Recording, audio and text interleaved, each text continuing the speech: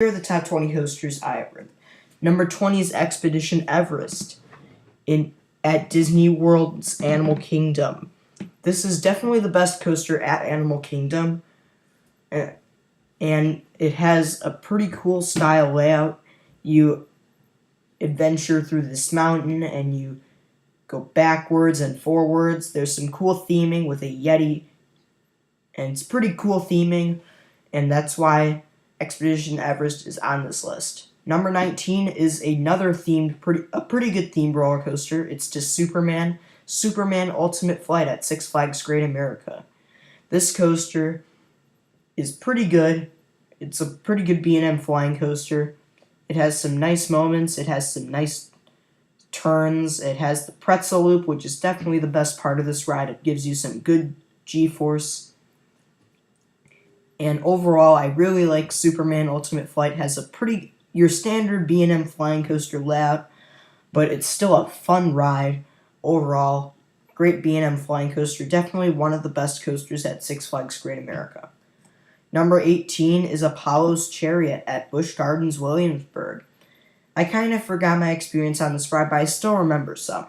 Because I remember that the airtime was amazing on Apollo's Chariot, and I remember the pre-drop. Overall, I really like Apollo's Chariot, and it's definitely one of the best coasters at Busch Gardens, Williamsburg.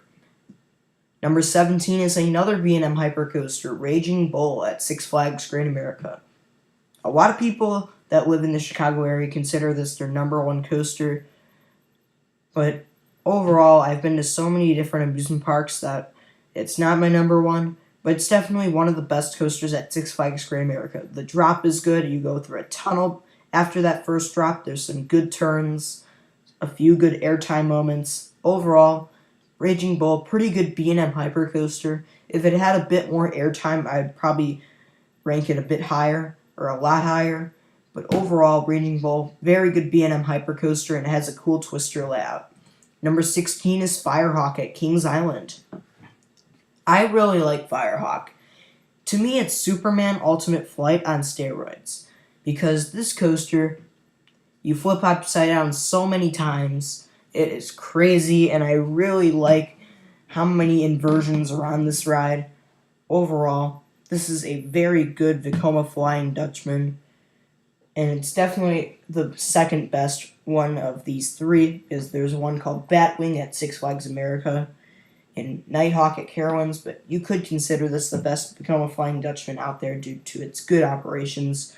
But it's just element after element on this ride compared to Superman, because Superman has some moments where it meanders around, but Firehawk, it's just amazing element after amazing element. Number 15 is Fahrenheit at Hershey Park. At one point in time, this coaster was my number one coaster due to its vertical lift hill, beyond vertical drop, and sweet inversions. But overall, Fahrenheit, very good coaster. Definitely one of the best coasters at Hershey Park.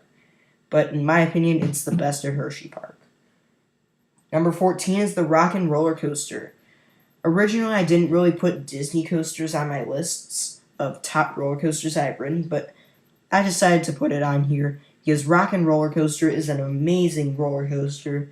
It has some sweet inversions in the dark, and it's definitely a lot better than this other coaster that I've rode that's in the dark as well, Flight of Fear at Kings Island, which it's kind of rough. This coaster was smooth when I rode it. It has some sweet inversions, an amazing launch, cool theming. Everything about this coaster is just good. Number 13 is Gatekeeper at Cedar Point. This coaster is themed to the park's front gate, and the wing over drop gives you some excellent hang time. The pointless airtime hill in the middle of the ride gives you some amazing airtime. The inversions are pretty good. Overall, I'm a big fan of Gatekeeper, and it's a great night ride, don't get me wrong. This is just one of those underrated coasters at Cedar Point.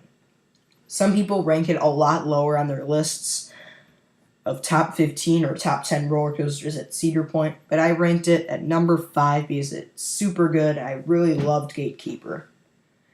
Number 12 is a B&M dive coaster, Griffon, at Busch Gardens, Williamsburg. I love Griffon. Great B&M dive coaster. It has a steep 90-degree drop, and I really preferred Griffon's drop over another coaster on this list, which I'll get to in the future. But Griffon is a very good B&M dive coaster, very exhilarating. That drop is the most intense part of the ride, and it's pretty scary hanging above that drop for 5 seconds, or maybe even 10 seconds, or you just drop.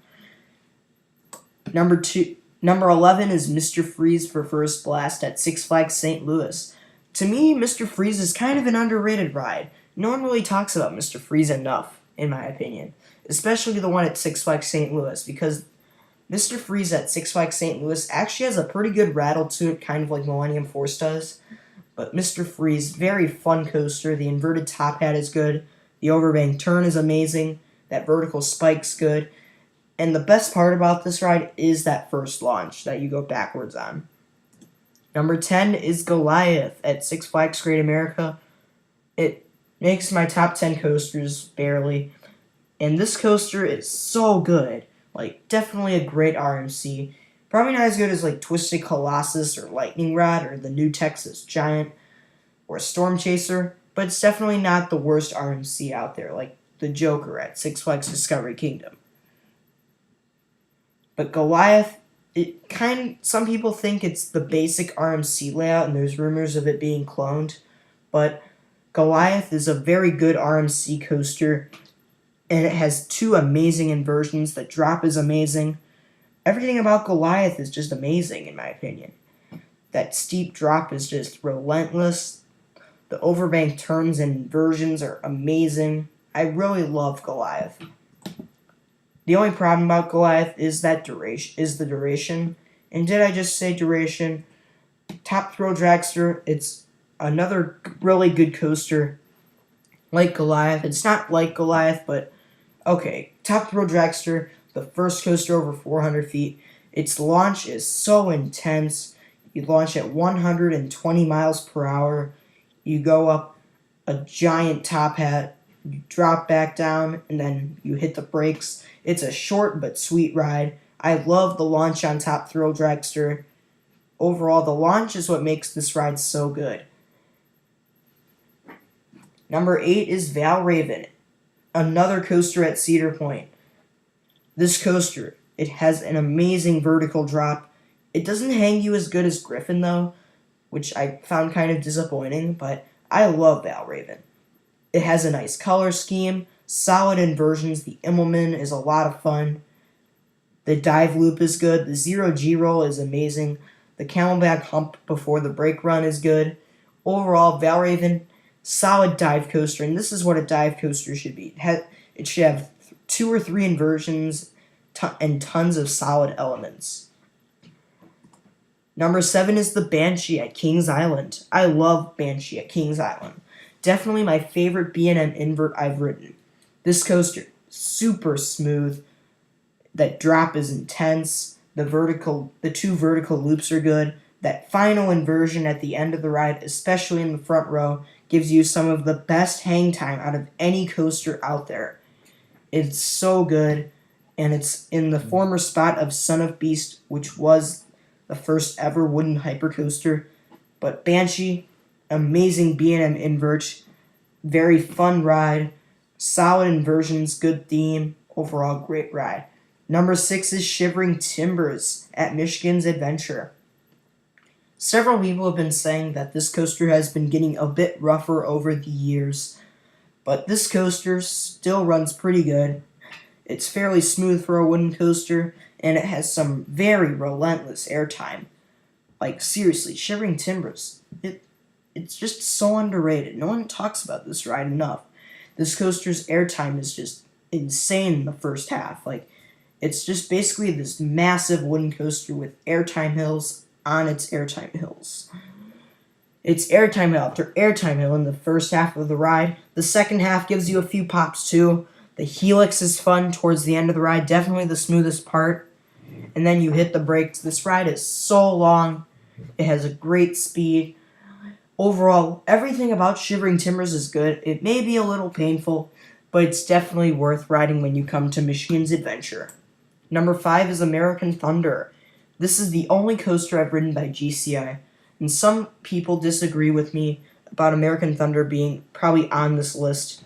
I bet you all are saying in the comments, oh, this coaster is better than this coaster. But American Thunder, this coaster is so underrated. It's relentless. The drop is insane, especially in the back row. I rode this coaster twice in the back row, and I loved it. The drop was intense. There was so many good ejector airtime moments. It was so strong. American Thunder is such a strong roller coaster in layout. The layout is so strong and intense. It's one element after another. It's just amazing, and that's what I like about these GCIs. It's intense turn after ejector airtime hill after intense turn. It's so good. It may be a little short, but still good. But number 4 is the Beast at Kings Island. The final wooden coaster on this list, but definitely one of my personal favorites. This coaster is amazing. I love the Beast. Especially that second drop after the second lift hill is pretty fun. The helix towards the end of the ride is very fun.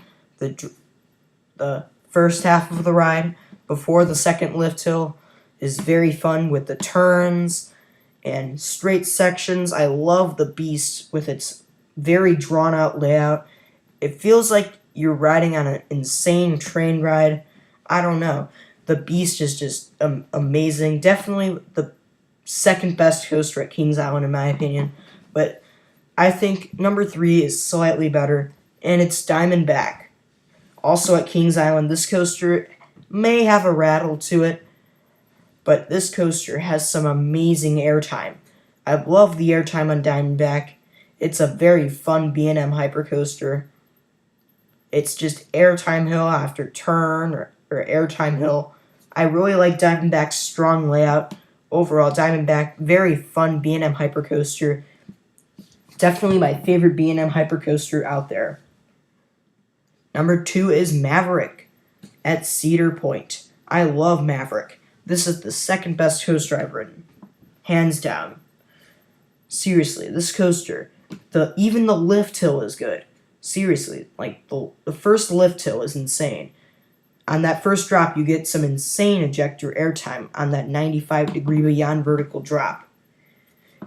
There's 2 amazing ejector airtime moments. There's several intense bank turns, and the launch through a building or some shed area, especially towards nighttime or nighttime. You can't see a single thing, and you just launch at 70 miles per hour. It's insane. I love Maverick's strong layout. And overall, it's a pretty long ride, but there's only one coaster I've ridden that's better than Maverick. It's Millennium Force. What else would it be? This coaster. My first Giga coaster, the original Giga coaster. I love Millennium Force. Hands down the best coaster I've ridden. It has a nice cable lift. You go 310 feet tall. The drop is amazing. You get there's several amazing overbank turns. The airtime, even though there's only 3 airtime moments, the airtime is just unbelievable, and it's so strong. This coaster has a very strong layout for the year 2000, for when this coaster was made. This coaster is just pure fun, and especially in the last 2 rows is my favorite. In the last car of this coaster is my favorite place to sit on Millennium Force, because back row, is that drop, you just get whipped over pretty good, and it's just a fun ride. Millennium Force, in my opinion, is definitely the best coaster at Cedar Point. Definitely top 10 coasters in the world. It's that good.